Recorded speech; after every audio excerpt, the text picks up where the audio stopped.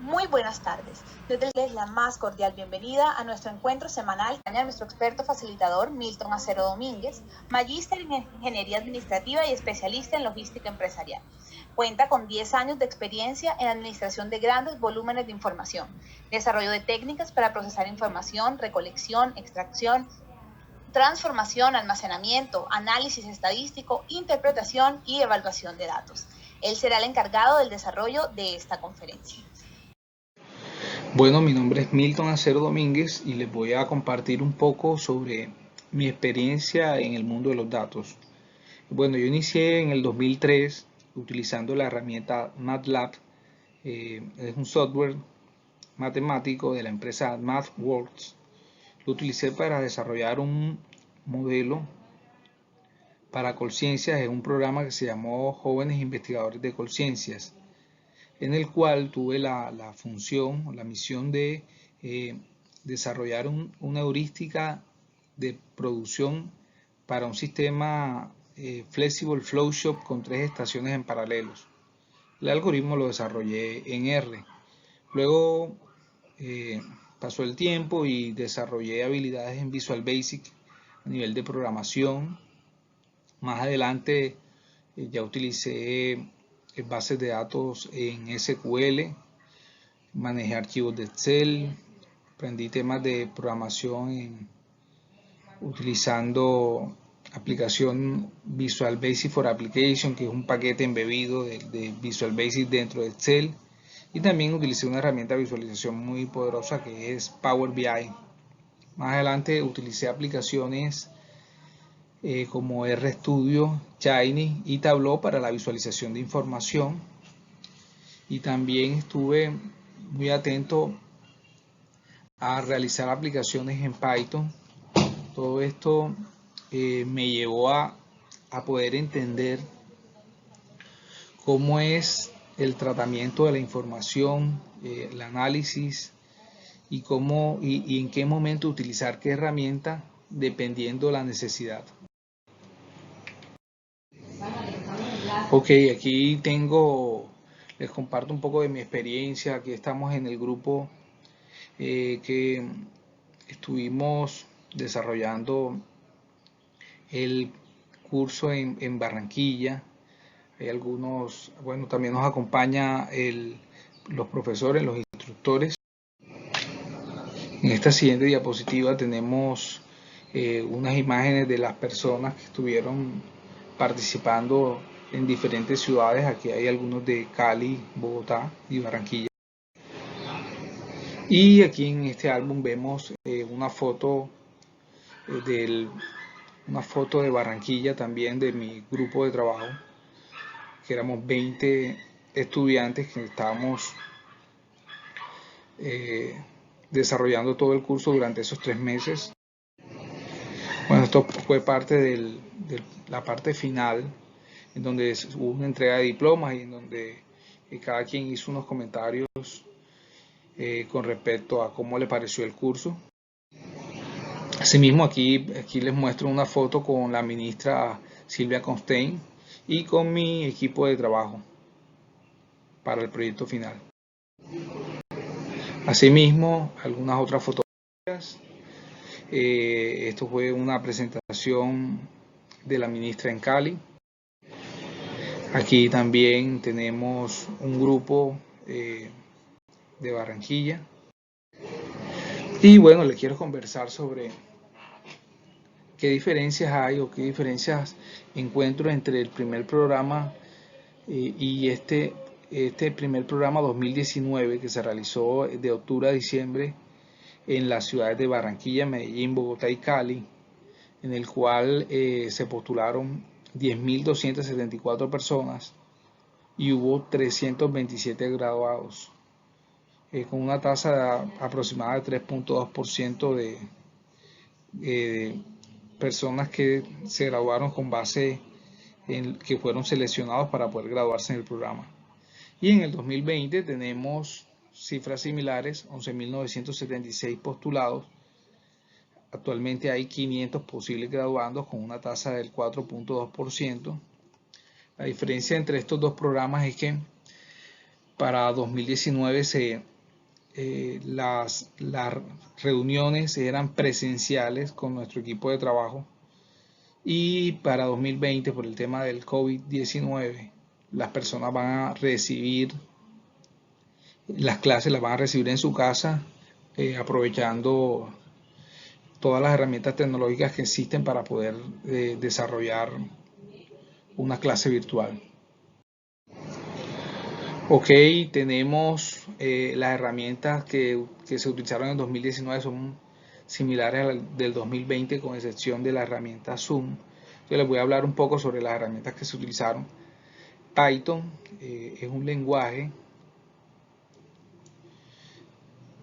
de programación interpretado cuya filosofía hace hincapié en la legibilidad de su código. Se trata de un lenguaje de programación multiparadigma, ya que soporta orientación a objetos, programación imperativa y en menor medida programación funcional. La aplicación Slack es una herramienta de comunicación en equipo.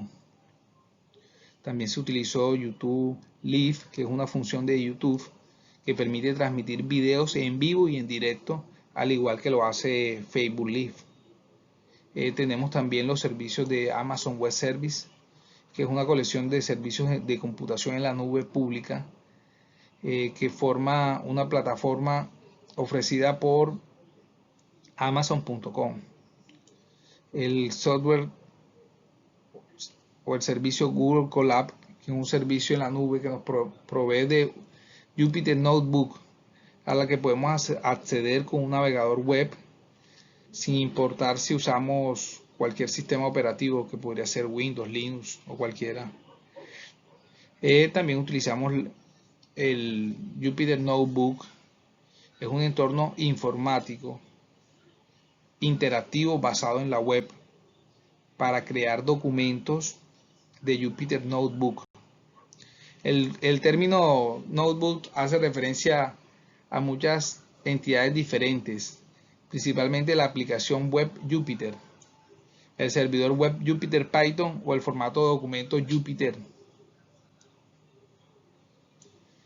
Tenemos también la instancia Elastic Compute Cloud EC2, que permite a los usuarios alquilar computadores virtuales en los cuales pueden ejecutar sus propias aplicaciones. Este tipo de servicio supone un cambio en el modelo informático al proporcionar capacidad informática con tamaño modificable en la nube. Tenemos Amazon S3, que es un servicio de almacenamiento de objetos creados para almacenar, recuperar y cualquier volumen de datos desde cualquier ubicación de Internet. Y también utilizamos Redshift, que es un producto de almacenamiento de datos que forma parte de AWS. Y Zoom App, que es un software de videollamadas para reuniones virtuales accesible a diferentes dispositivos electrónicos. Ok, dentro de las bibliotecas tenemos de Python, utilizamos NumPy, Pandas, Seaborn, Matplotlib, Dash, Natural Language Toolkit. Entonces, digamos que todas estas herramientas nos permitió poder transformar los datos y poder visualizar y también ejecutar modelos que nos permitían establecer y sacar conclusiones. Podremos decir que la filosofía de aprendizaje del programa de ciencia de datos en Data Science for All, en cada tema de enseñanza hubo un caso práctico, un problema del mundo real que necesitaba ser resuelto. La mayor parte del tiempo nos dedicamos a aprender haciendo a través de casos, problemas y proyectos finales. Además, fuimos asignados a un grupo de trabajo para desarrollar un proyecto final. Dentro de las actividades, las conferencias fueron lideradas por el instructor principal, Natesh Pillai.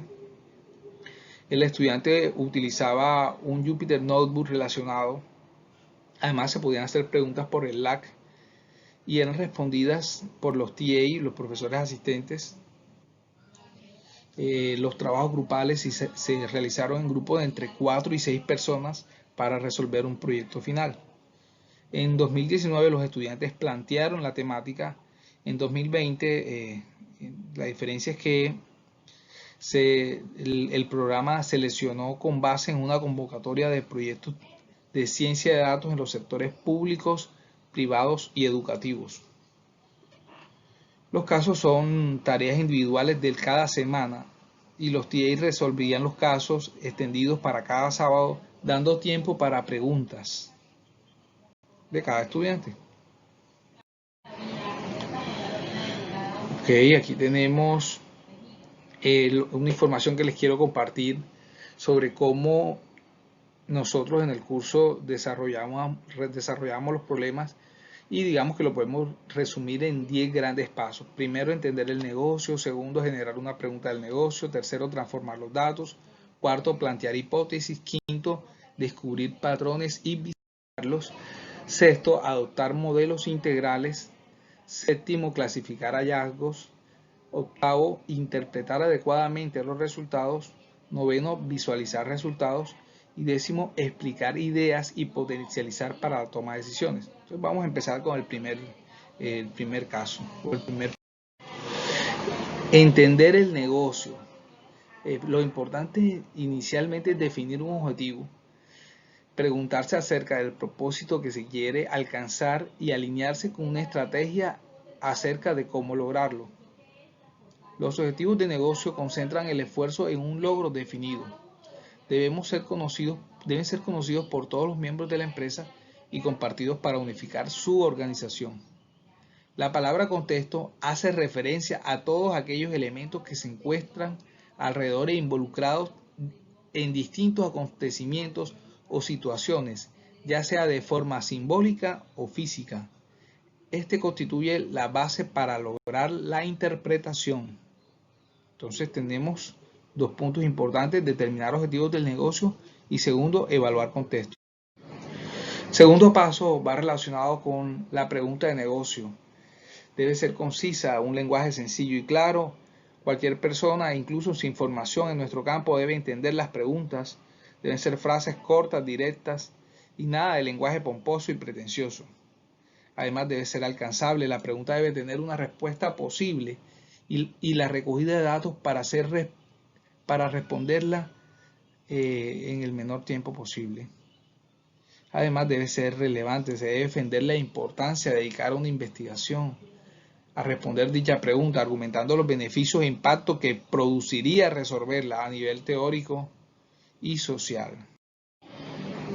Tercer punto, hablamos de transformación de datos.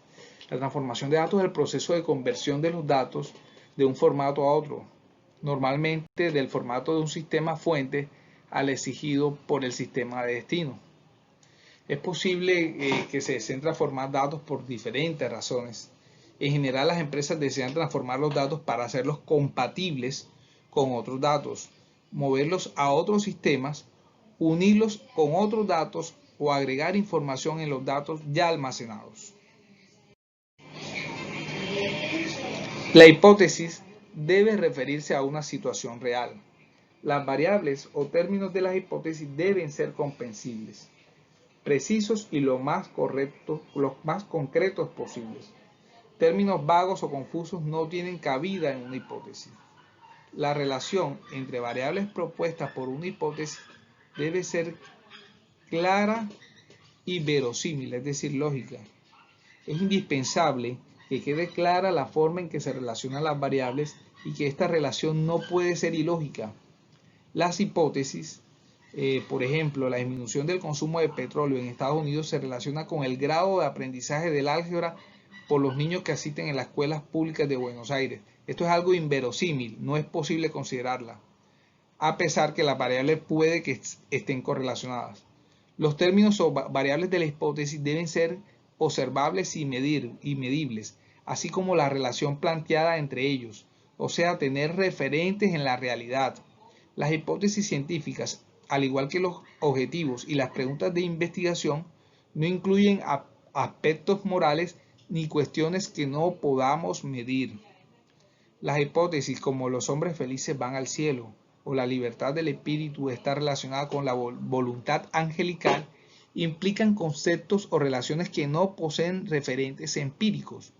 Por tanto, no son útiles como hipótesis para investigar científicamente ni se pueden someter a pruebas en la realidad. Hemos hablado de datos, hay un término importante a definir que es el término variables. Lo definimos como una característica que pueda asumir diferentes valores cualitativos o cuantitativos entre los elementos de una población y que por lo tanto permite establecer diferencias y semejanzas entre dichos elementos, tomando en cuenta el grado que posean la característica definida. Por su relación dentro de un esquema casual tenemos variables independientes que se suponen condiciones determinantes de otras. Son aquellas a partir de las cuales se predice una relación causal. Y las variables independientes que se suponen o se asumen como efectos de las independientes. Ok, importante descubrir patrones. Debemos simplificar, presentar la cantidad de las variables adecuadas. Segundo, comparar para facilitar comprensión y evitar errores de memoria. Es importante poder visualizar todos los datos en una imagen. Tercer punto, dónde y cómo mostrar la información que se quiere destacar para captar la información. Cuarto punto, diversificar. Diferentes representaciones de los mismos datos pueden llevar a nuevas conclusiones. Y quinto, buscar el porqué. La meta del Data Visualization no es encontrar qué ocurre, sino dar una forma visual fácilmente interpretable a la mirada de datos que dispone una compañía. Bueno, hablemos sobre los gráficos relacionales. Son especialmente útiles para estudiar la relación de los clientes con una compañía y el nivel de penetración de nuestros productos en cada hogar. Por ejemplo, de los clientes de una compañía telefónica, ¿cuántos tienen solo línea móvil? Es importante este tipo de gráficas para poder establecer la relación entre dos variables cualitativas. Las nubes de palabras.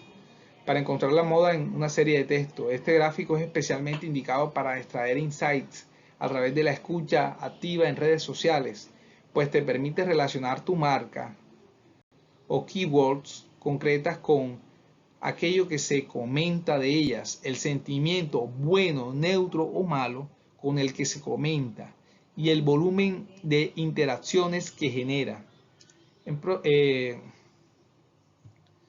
Digamos que esto es lo importante. Aquí compartimos 3 links para que ustedes también puedan utilizar de forma fácil y construir sus nubes de palabras teniendo en cuenta solamente un archivo plano o un archivo Excel en donde van a colocar en una primera columna la palabra y en la segunda columna la frecuencia de la palabra. Mapa de calor cuadriculado. Digamos que los mapas de calor pueden ser cuadriculados o cartográficos. Se pueden utilizar para comparar datos que tienen mucha diferencia entre sí. Por ejemplo, en el caso de una compañía que quiere medir la penetración geográfica de su producto o el potencial de los clientes de una zona concreta en relación con su nivel socioeconómico y la adquisición de productos similares en función del tiempo. Aquí tenemos el ejemplo de un mapa de calor cartográfico relacionado con el COVID-19. Aquí estamos observando en la ciudad de Barranquilla a nivel de barrio qué cantidad de casos positivos de COVID hay con base en esta variable que se está estudiando. El color amarillo representa mayor cantidad de elementos con esta característica. Los diagramas de dispersión son una versión que nos pueden mostrar por sí misma 2 o 3 variables. En este caso, en el caso que estamos viendo en pantalla, estamos viendo 3 variables. Variable X, que en este caso es Producto Interno Bruto per cápita, y en el eje Y tenemos la expectativa de vida. Cada punto representa un país y el tamaño del punto representa otra variable, es decir que aquí estamos midiendo 3 variables. Estos gráficos nos pueden generar mucha interactividad, nos ayudan a visualizar 2 niveles de profundidad y además nos muestran una tercera variable. Aquí tenemos un gráfico animado que se está utilizando ahora muy en día para hacer el ranking de productos a través del tiempo. Se necesita una serie de tiempo, una variable de tiempo para poder graficar. Aquí estamos viendo cuál es el comportamiento del COVID comparándolo país a país y vemos la cantidad de casos y en qué momento cada país sobrepasa al otro. Aquí vemos, por ejemplo, que Italia, que estaba en un puesto sexto, pasa a una segunda posición en lo que alcanzamos a ver de la gráfica. Ok, adoptar modelos, identificar causa-efecto y anotar los resultados cuantificables. Para un correcto análisis de datos se usarán las siguientes ayudas estadísticas, por ejemplo la tabulación cruzada, que consiste en identificar una relación entre variables describiendo dos o más variables en forma simultánea y dar como resultado tablas que reflejan la distribución conjunta de las variables con un número limitado de categorías o valores. Segundo, podríamos utilizar también herramientas de estadística inferencial como pruebas chi cuadrado para probar la significancia estadística que hay entre las relaciones de variables. Tercero, podemos utilizar procedimientos de análisis de relación, tales como las regresiones, para verificar el grado de dependencia y las relaciones entre las variables. Y el cuarto procedimiento que podemos utilizar son los gráficos estadísticos, para evaluar proporciones de histogramas de frecuencias, pruebas de hipótesis, para evaluar las mismas. Clasificar los hallazgos. El análisis consiste en separar elementos básicos de la información, examinarlos con el propósito de responder a distintas cuestiones planteadas en la investigación. La interpretación es el proceso mental en el cual se trata de encontrar un significado más amplio de los hallazgos. Es importante identificar si hay sesgos en el modelo, si el modelo es replicable. Interpretar adecuadamente los resultados. Saber comunicar los hallazgos delante de tu audiencia es un proceso muy importante. Los datos son útiles si se muestran los resultados de forma clara.